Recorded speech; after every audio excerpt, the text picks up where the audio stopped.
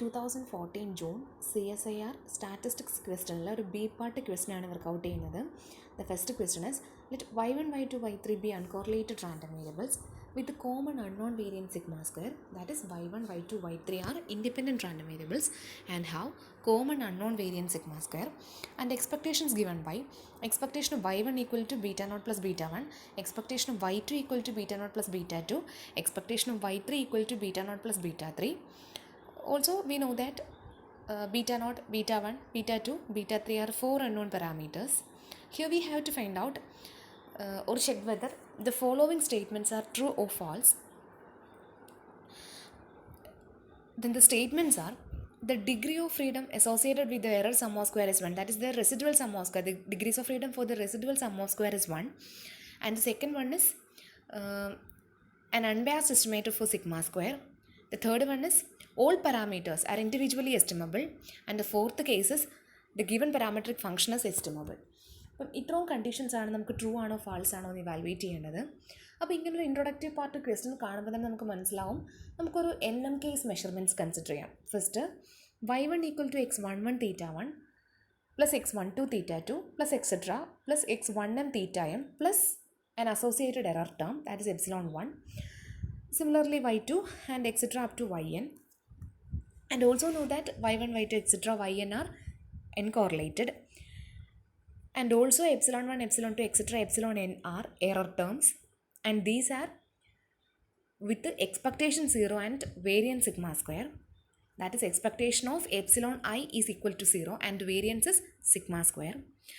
ഈ ഒരു system of ഇക്വേഷൻസിനെ അല്ലെങ്കിൽ സിസ്റ്റം ഓഫ് മെഷർമെൻറ്റ്സിനെ നമുക്ക് ഒരു വെക്റ്റർ ഫോമിലായിട്ട് കൺവേർട്ട് ചെയ്താൽ y equal to X theta plus epsilon എന്നുള്ള ഫോമിലായിട്ട് കിട്ടും. അതിൽ y എന്ന് പറയുന്നത് ഒരു n/1 വെക്റ്ററാണ്, എക്സ് ഒരു n/m മെട്രിക്സ് ആണ്, ആൻഡ് തീറ്റ ഒരു m/1 വെക്റ്ററാണ്, ആൻഡ് എറർ ടേമിനെ അസോസിയേറ്റ് ചെയ്തിട്ട് ഒരു എപ്സിലോൺ n/1 വെക്റ്ററും കിട്ടും. And also we know that the number of parameters are always greater than the number of observed values ആയിരിക്കണം. നമുക്ക് ആദ്യമായിട്ട് അപ്പോൾ അതിനു മുന്നേ നമുക്കറിയാവുന്ന കുറച്ച് കാര്യങ്ങളും കൂടി പറയാം. നമുക്ക് ക്വസ്റ്റ്യനകത്ത് പറയുന്നുണ്ട് expectation of y1 equal to beta not plus beta 1. So നമുക്ക് ഇവിടെ നമ്മൾ സിസ്റ്റം ഓഫ് ഇക്വേഷൻസ് കൺസിഡർ ചെയ്തിരിക്കുന്നത് y1 equal to x11 theta 1 plus x12 theta 2 plus etcetera plus x1m theta m plus S an associated error term. അപ്പോൾ നമ്മളിതിനെ direct expectation consider ചെയ്ത് കഴിഞ്ഞാൽ expectation of y1 equal to ബാക്കിയുള്ള ടേംസിന് expectation കൊടുത്തു കഴിഞ്ഞാൽ ആ finally വരുന്ന എക്സ്പെക്ടേഷൻ ഓഫ് എപ്സിലോൺ 1 എന്ന് പറയുന്നത് അവിടെ വാനിഷ് ആയിപ്പോവും. Because expectation of error term is 0. അപ്പോൾ അതുകൊണ്ട് അത് 0 ആയിട്ട് പോവും. അതുകൊണ്ടാണ് നമുക്ക് ക്വസ്റ്റ്യനകത്ത് എക്സ്പെക്ടേഷൻ ഓഫ് y1 എന്ന് തന്നിരിക്കുന്ന ബീറ്റ നോട്ട് പ്ലസ് ബീറ്റ 1 മാത്രമായത്. ആ പ്ലസ് എറർ ടേം അവിടെ നെഗ്ലിജിബിൾ ആയിട്ട് പോവുകയാണ്. അപ്പോൾ നമുക്കതിനെ എങ്ങനെ എഴുതാം? y1 equal to beta not plus beta 1 plus epsilon 1, y2 equal to beta not plus beta 2 plus epsilon 2, and y3 equal to beta not plus beta 3 plus epsilon 3. അത് അങ്ങനെയാണ് നമുക്ക് നമ്മുടെ ഈ ഒരു ആക്ച്വൽ മെഷർമെൻറ്റ് വാല്യൂസിലായിട്ട് വരുന്നത്. ഇനി നമുക്ക് നമ്മുടെ കണ്ടീഷൻസ് ഓരോന്നായിട്ട് ചെക്ക് ചെയ്യാം. ഫസ്റ്റിലെന്ന് പറഞ്ഞെങ്കിൽ നമുക്ക് റെസിഡുവൽ സം ഓഫ് സ്ക്വയറിൻ്റെ ഡിഗ്രീസ് ഓഫ് ഫ്രീഡത്തെ പറ്റിയാണ് പറയേണ്ടത്. നമുക്കറിയാം ഇങ്ങനത്തെ കേസുകളിലൊക്കെ നമുക്ക് 3 സം ഓഫ് സ്ക്വയേഴ്സ് ആണ് മെയിൻലി റൈസ് ചെയ്യുന്നത്. ഒന്ന് residual sum of squares, 2 regression sum of squares, and finally total sum of squares.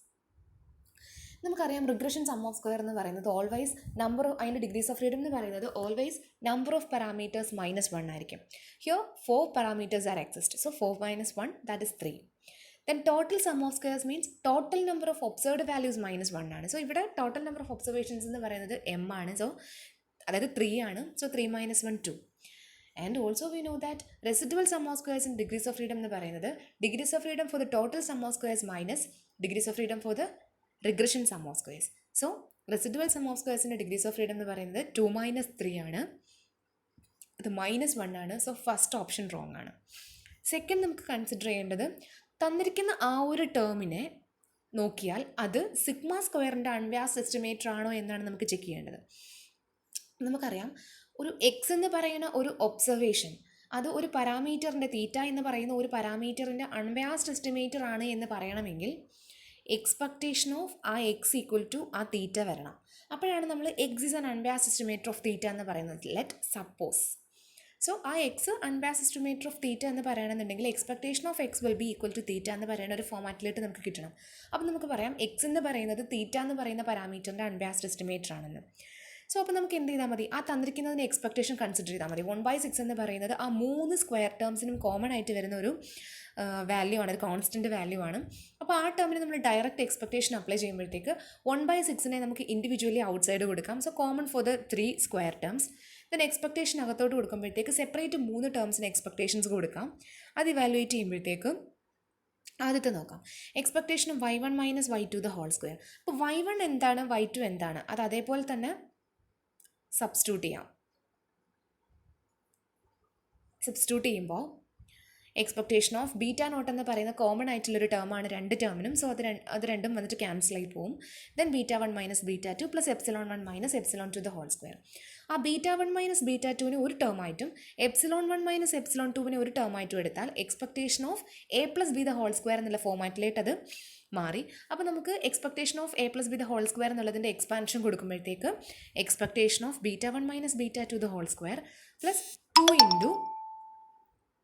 2 into expectation of β1 minus β2 into epsilon 1 minus epsilon 2 plus expectation of epsilon 1 minus epsilon 2 the whole square. ഇങ്ങനെ 3 terms ആണ് നമുക്ക് വരുന്നത്.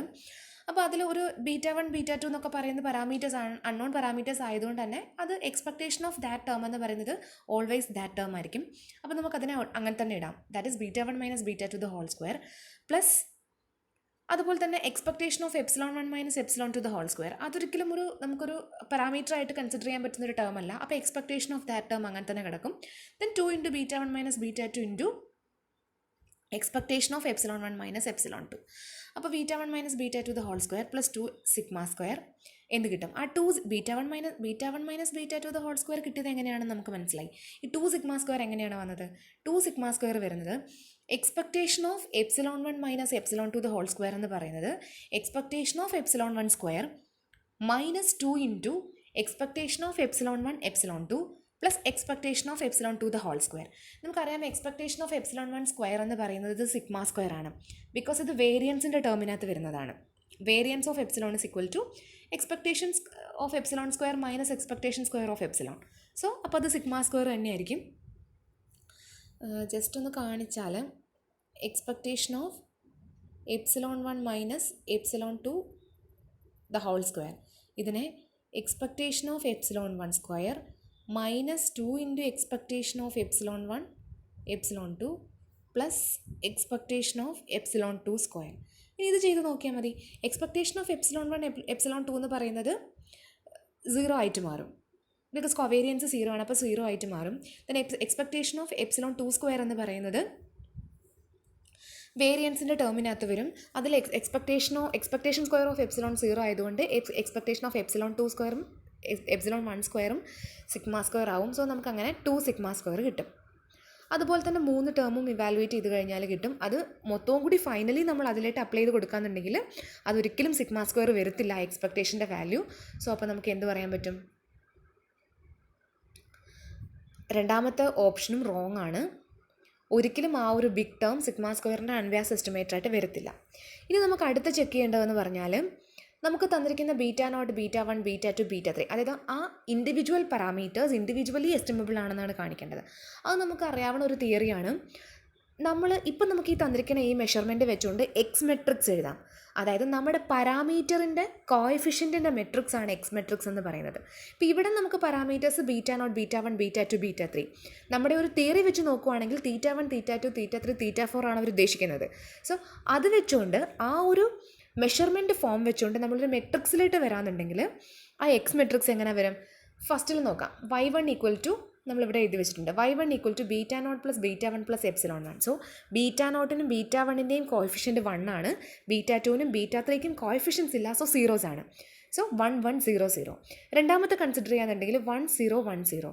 മൂന്നാമത്തെ consider ചെയ്യാന്നുണ്ടെങ്കിൽ 1 0 0 1.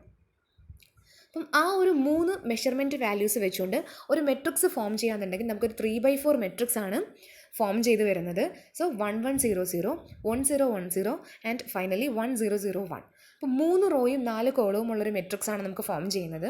ആ ഒരു മെട്രിക്സിനെ വെച്ചുകൊണ്ട് എങ്ങനെയാണ് individually parameters എസ്റ്റിമബിൾ ആണെന്ന് നോക്കുന്നതെന്ന് വെച്ചാൽ ഈ മെട്രിക്സിൻ്റെ റാങ്ക് കണ്ടുപിടിക്കുമ്പോൾ that will be equal to the number of parameters ആണ് കിട്ടുന്നതെങ്കിൽ all parameters are individually estimable ആയിരിക്കും. Otherwise all parameters are not individually എസ്റ്റിമബിൾ.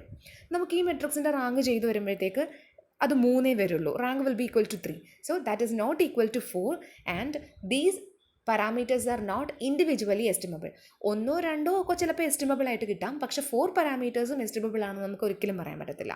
So third ഓപ്ഷനും റോങ് ആണ്.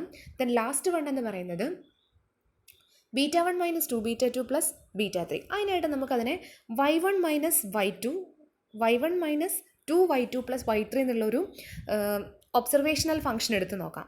അതിൻ്റെ എക്സ്പെക്റ്റേഷൻ കൺസിഡർ ചെയ്യുമ്പോഴത്തേക്ക്, അതായത് ആ y1 എന്താണ്, y2 എന്താണ്, y3 എന്താണ്, ആ 3 ടേംസും ഇൻഡിവിജ്വലി അപ്ലൈ ചെയ്ത് കൊടുക്കാം.